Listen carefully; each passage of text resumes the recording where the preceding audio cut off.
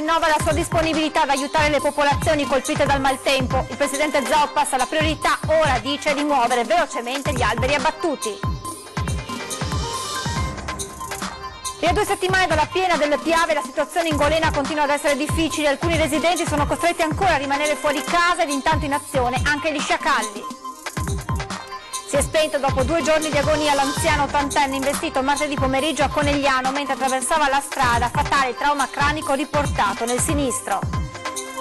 Sabato alle 11 l'addio al piccolo Martino Scatena, il bimbo di 2 mesi di Ponzano morto sabato per il grave trauma cranico riportato mentre era in braccio al papà. L'economia del nord-est rallenta. Padova ha presentato davanti al ministro dell'economia Giovanni Tria il rapporto della Fondazione Nord-Est. La presidente di Confindustria Veneto Centro Piovesana, il governo ci ascolti. A Oderzo potrebbe partire a breve una vera rivoluzione viaria, scatta la protesta dei commercianti, già consegnata una raccolta firme in comune, prossima mossa un referendum cittadino. Cassugana dice no al campionato italiano di maratona su pattini in programma la prossima primavera. Una grande delusione, dicono gli organizzatori, troppo impattante sulla viabilità, spiega il sindaco Conte. Buonasera e ben ritrovati con l'edizione trevigiana dei telegiornali di Antenna 3. Dunque in primo piano l'ondata di maltempo che ha colpito a fine ottobre il Veneto, in particolar modo la montagna bellunese. Oggi il presidente di Confindustria Veneto, Matteo Zoppas, ha ribadito l'impegno degli industriali per aiutare la montagna e ha spiegato come in questo momento la priorità sia la rimozione degli alberi abbattuti dal vento. Da più di 2 settimane sulla montagna veneta si lavora per cancellare le ferite causate dall'ondata di maltempo di fine ottobre. Cittadini, istituzioni, volontari che non si fermano per riparare quello che acqua, fango, vento hanno distrutto prima che inizi la stagione invernale. In questa corsa contro il tempo anche Confindustria Veneto sin da subito si è detta pronta a fare la propria parte. Il presidente Zoppas ha ribadito l'impegno dell'associazione che sta attendendo una graduatoria delle gravità per poter intervenire laddove ci sia necessità, ma la prima priorità è già stata individuata. Oggi ciò che è più importante di tutto, Federlegno è sul pezzo, abbiamo chiesto e ci hanno chiesto di essere al tavolo dell'urgenza sia come Federlegno che come Confindustria per poter aiutare lo smaltimento di tutto il legname che c'è, che non è solo una questione fisica o di rischio idrogeologico che si può causare, ma che si può creare, ma anche una questione sanitaria perché ci sono alcuni batteri, virus, quello che è, che si possono sviluppare da qui a 6 mesi. È già stato attivato, spiega il numero 1 degli industriali veneti, il PGE, piano nazionale già attuato in occasione del terremoto in Abruzzo, con le aziende che si mettono a disposizione offrendo i propri servizi, e in tal senso va l'appello di Zoppas. Un appello a tutti gli imprenditori a contribuire in modo fattivo a tutte le richieste che verranno fatte. Un secondo appello Zoppas lo fa agli imprenditori perché continuino a donare attraverso i canali istituiti dalla Regione Veneto.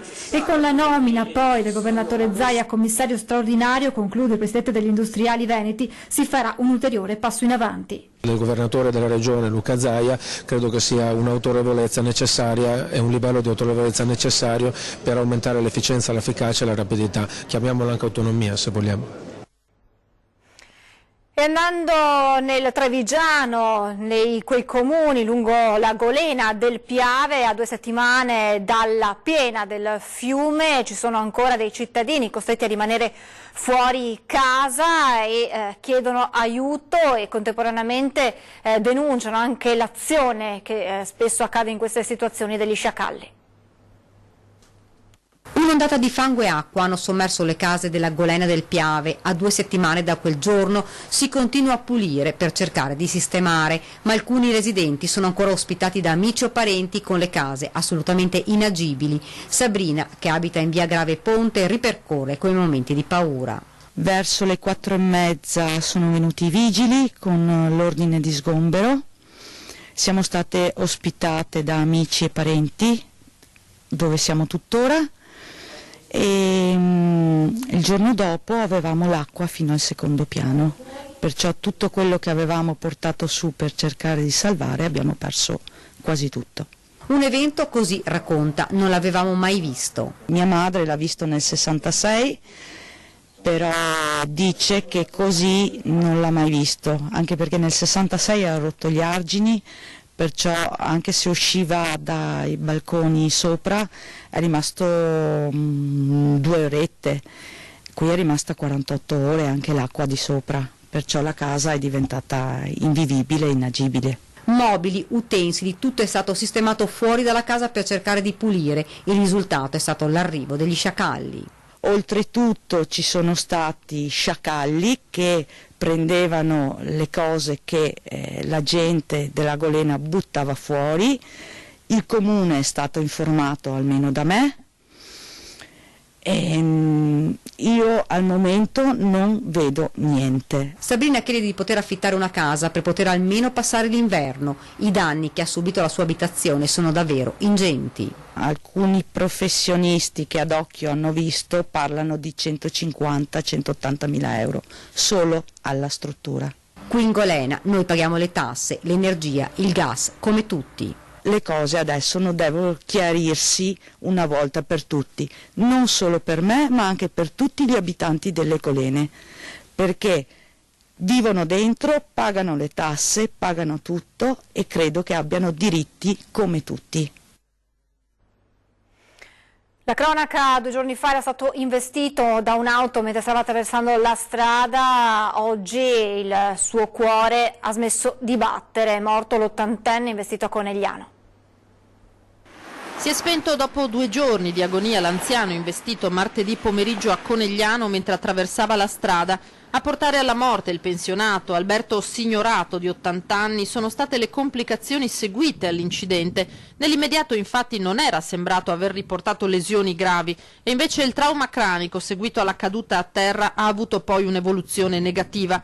Ricoverato in rianimazione all'ospedale cittadino non si è più risvegliato. Il pensionato era stato travolto sulle strisce pedonali in via Lourdes da un Audi A6 che viaggiava in direzione del centro. Sarà la polizia locale ora a riferire alla Procura della Repubblica l'esito dei rilievi, con il conducente dell'auto, un 57enne del posto, che ora sarà indagato per omicidio stradale.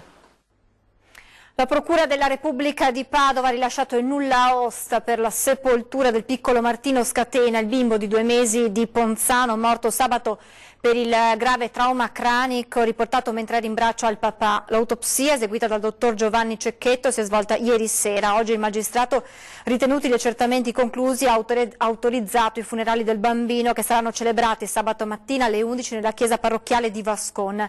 Il feretro partirà alle 9:30 dall'ospedale di Padova e dopo la cerimonia sarà tumulato nel cimitero di Vascon.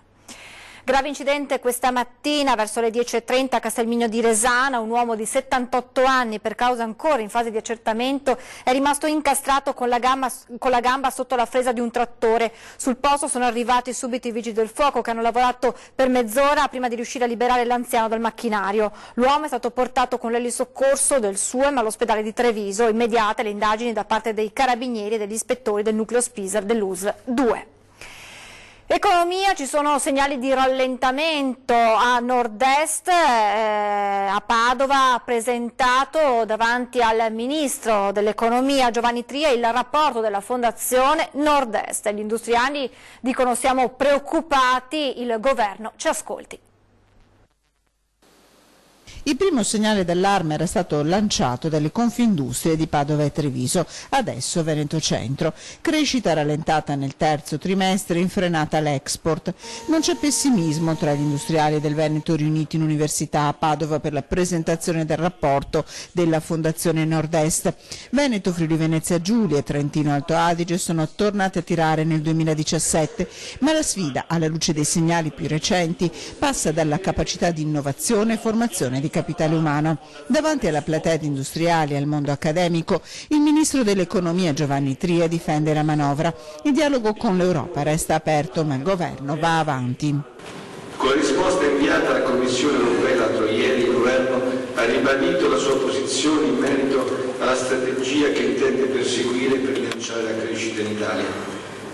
Da una parte si intende proseguire il dialogo con la Commissione, ma dall'altra dobbiamo anche lavorare concretamente a rendere efficaci le misure che abbiamo disegnato o che si stanno disegnando per supportare la nostra strategia. Agli industriali spiega la strategia in atto per potenziare gli investimenti pubblici il ministro Tria, ma gli industriali, nonostante alcune aperture di credito, ribadiscono la loro preoccupazione. C'è poca attenzione verso quelli che sono i corpi intermedi e questo è estremamente grave, perché di fatto non si tratta di quelle elite, che poi non so cosa siano, delle quali si parla tante volte, si tratta di imprese concrete che chiedono attenzione concreta. La politica dovrebbe avere una visione che deve essere una visione a medio-lungo termine, non l'immediato, non il consenso di oggi. E a creare ulteriori preoccupazioni sono i dati che arrivano dalla Germania con la frenata del PIL nel terzo trimestre. Nord-est e Germania effettivamente hanno un rapporto strettissimo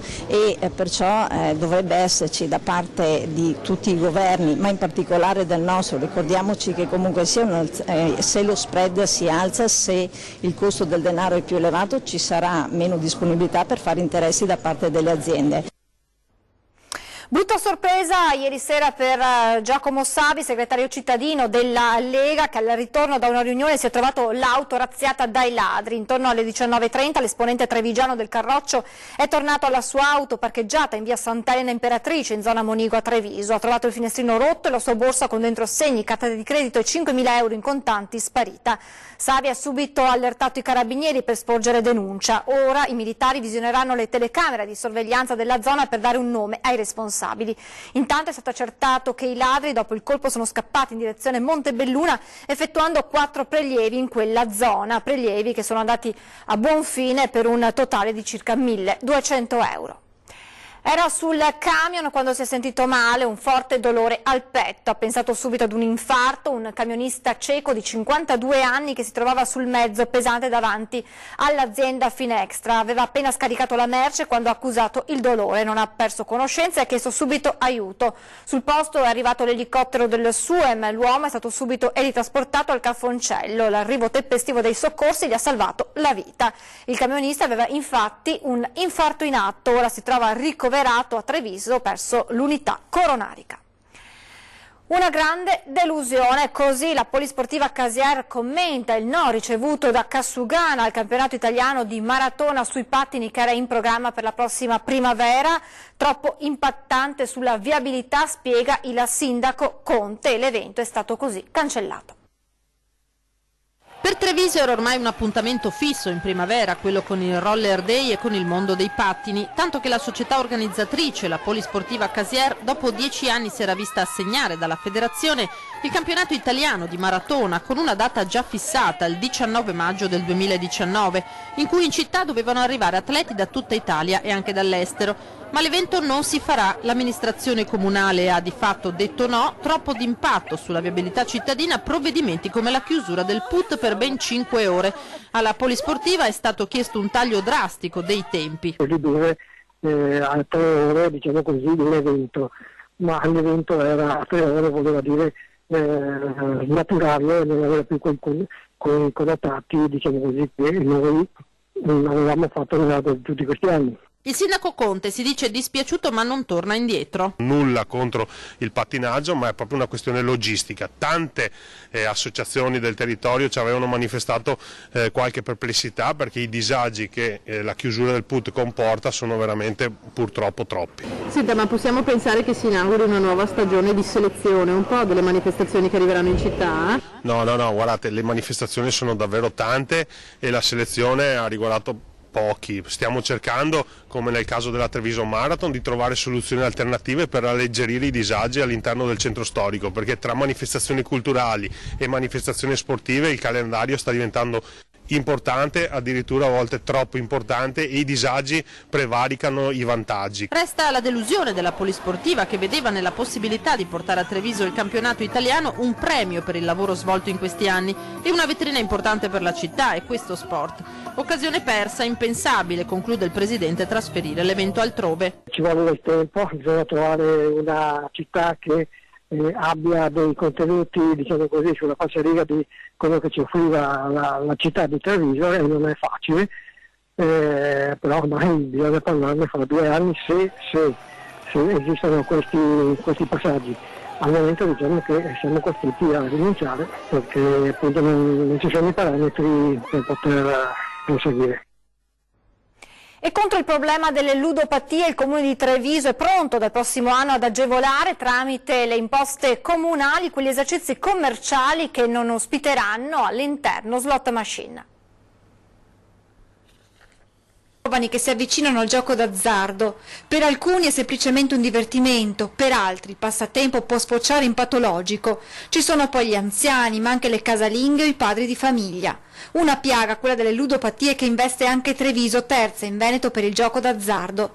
L'amministrazione comunale trevigiana è pronta a fare la sua parte. Come prima cosa all'interno di Urbecom ha istituito un tavolo specifico per sensibilizzare nel distretto del commercio gli esercenti. Come seconda cosa c'è l'intenzione di intervenire sul fronte delle imposte comunali, che possono certamente aver riguardo anche a imposte di natura comunale intese in termini di sgravi o di non versamento, nell'ipotesi di quelle attività che decidono di distaccarsi o di non utilizzare quegli strumenti che possono dar corso a ludopatia e quindi incentivare il gioco d'azzardo, inteso naturalmente come elemento patologico. Serve un approccio laico, spiega De Checchi, senza eccessi né da un lato né dall'altro. Senza elementi di pregiudizio, deve essere studiato e devono essere poste in essere quelle azioni che allontanino soprattutto categorie deboli dal cadere nel vizio e nella patologia conseguente. Non credo che il messaggio corretto da trasmettere soprattutto a quelle categorie o quelle fasce deboli, mi riferisco a giovanissimi o magari ad anziani che si giocano la pensione o che iniziano ad avere questo tipo di vizio, sia un elemento strutturale. Noi dobbiamo far assolutamente passare il concetto che la fortuna la si crea, non la si trova. Torniamo sul nuovo regolamento di polizia urbana di Treviso e sui divieti che il Comune si appresta ad introdurre contro degrado e bivacchi. Reazioni opposte da parte dell'ispiratore del provvedimento e delle forze politiche di minoranza. Uno sceriffo a dir poco entusiasta che il sindaco Conte abbia rispolverato i suoi divieti e un'opposizione che parla invece di fumo negli occhi agli elettori. Il nuovo regolamento di polizia urbana che Cassugana sta per adottare spacca il Consiglio Comunale. Non si potrà più stendersi sulle panchine né sedersi sui muretti di monumenti storici come la Loggia dei Cavalieri, né appoggiare biciclette. Sono altamente soddisfatto che il sindaco Mario Conte abbia seguito il Vangelo secondo Gentilini, che dice ordine, disciplina, rispetto delle leggi. Io a quel tempo eliminai le panchine e il provvedimento andò in tutto il mondo, ma fu seguito da tanti altri sindaci ed oggi sono veramente estasiato che il sindaco lo abbia seguito. Boccia il provvedimento senza troppi giri di parole il capogruppo del Partito Democratico ai 300, Stefano Pelloni. Tornerà a essere la città dei divieti. Noi non pensiamo che non sia giusta una lotta al degrado, pensiamo che però la lotta al degrado si possa percorrere anche in altre maniere e sia più utile magari non mettere divieti stupidi, diciamo così, o insignificanti, ma puntare a qualcosa di più concreto, ecco. I problemi della città, rincara Pelloni, sono ben altri e questi provvedimenti servono solo a deviare l'attenzione. Ci sembra un modo per nascondere la totale immobilità del comune, dell'amministrazione di Mario Conte su molti temi, ad esempio quello del disagio, del sociale e della sicurezza. Solo proclami, non si sta facendo niente, questi sono solo un modo per, con qualche slogan, nascondere l'immobilismo. Ci fermiamo adesso per qualche istante di pubblicità, tra poco.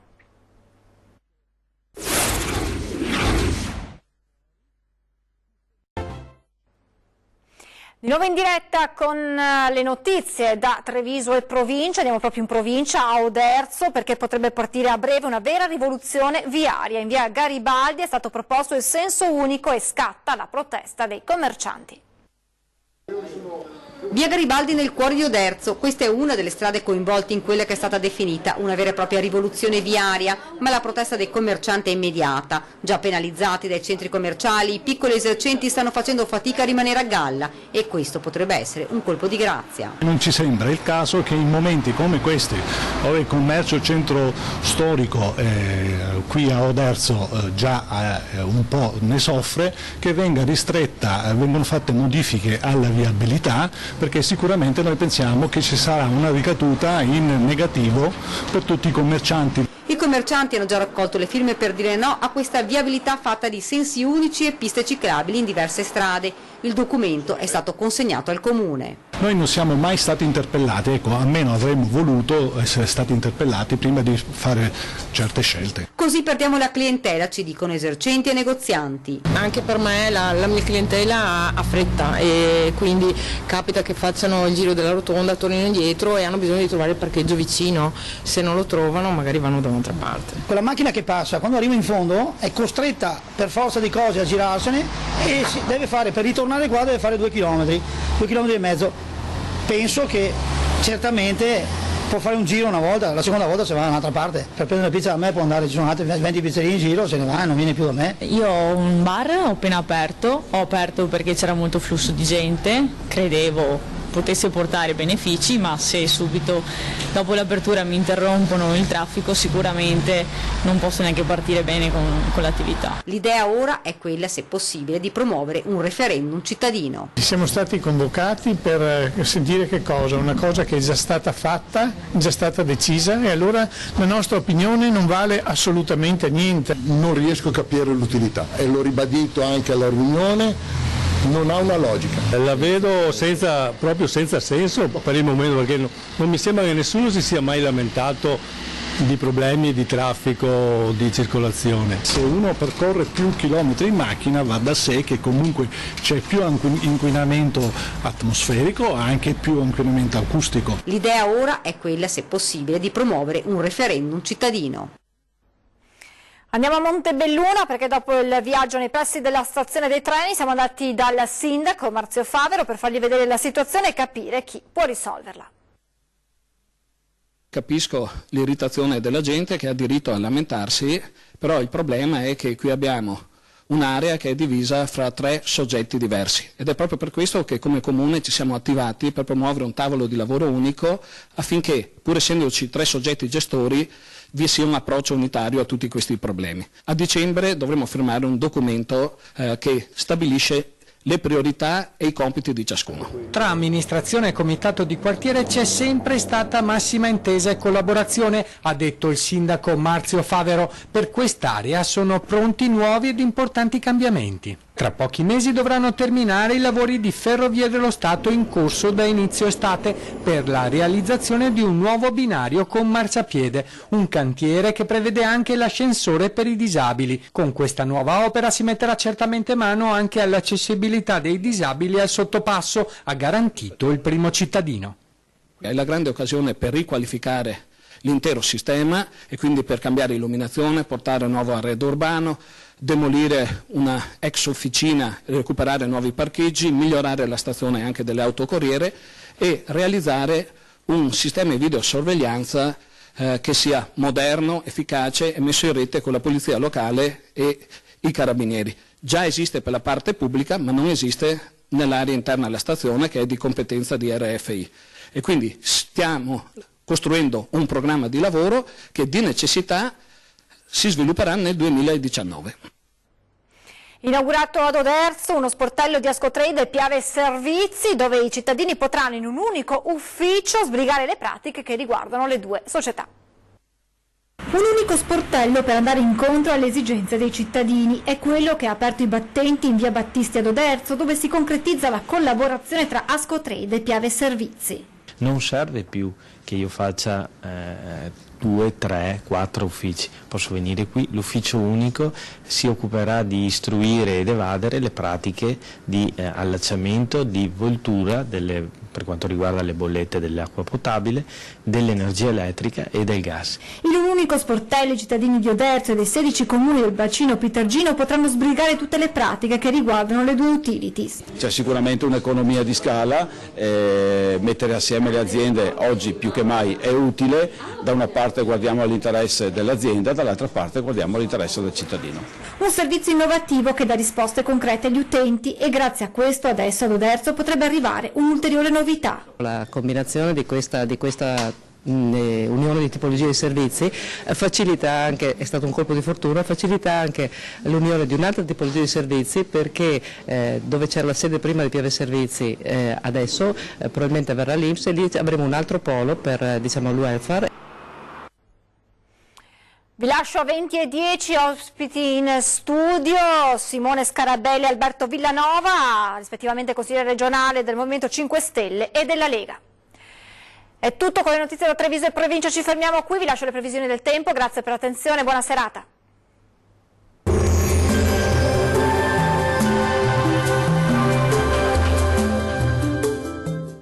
Tonus Laboratorio del Piede, centro altamente specializzato nella costruzione di plantari su misura, dedica nuove tecnologie di rilevazione dei carichi posturali per dare voce alla filosofia di benessere che lo caratterizza. Ben ritrovati al meteo di Antenna 3. Sarà una giornata all'insegna di un tempo in genere stabile sulle nostre regioni, ma vediamo il dettaglio. Sulle Veneto locali foschie o nebbie al mattino, sulle pianure, ma in rapido dissolvimento col passare delle ore. Ampio soleggiamento invece sui restanti settori dove il cielo si presenterà sereno o al massimo poco nuvoloso e con qualche innocuo addensamento. Temperature minime tra 4 e 6 gradi. Valori massimi compresi invece tra 9 e 12 gradi. Vediamo ora che tempo farà sul Friuli Venezia Giulia. Anche in questo caso sarà possibile qualche foschia mattutina sulle vallate alpine, ma migliorerà a partire dal pomeriggio. Altrove sarà soleggiato ovunque con cielo al massimo poco nuvoloso. Non sono previste precipitazioni degne di nota. Temperature minime tra 3 e 6 gradi. Massime oscillanti invece tra 10 e 11 gradi circa. Vediamo infine la situazione meteorologica del Trentino Alto Adige. Bel tempo su tutti i settori della nostra regione, sarà infatti ampiamente soleggiato ovunque e il cielo si presenterà sereno o al massimo poco nuvoloso, salvo per nubi basse e locali foschie al mattino sul Trentino. Temperature minime tra 3 e 5 gradi. Massime comprese invece tra 12 e 15 gradi. Dal meteo per ora è tutto. Arrivederci.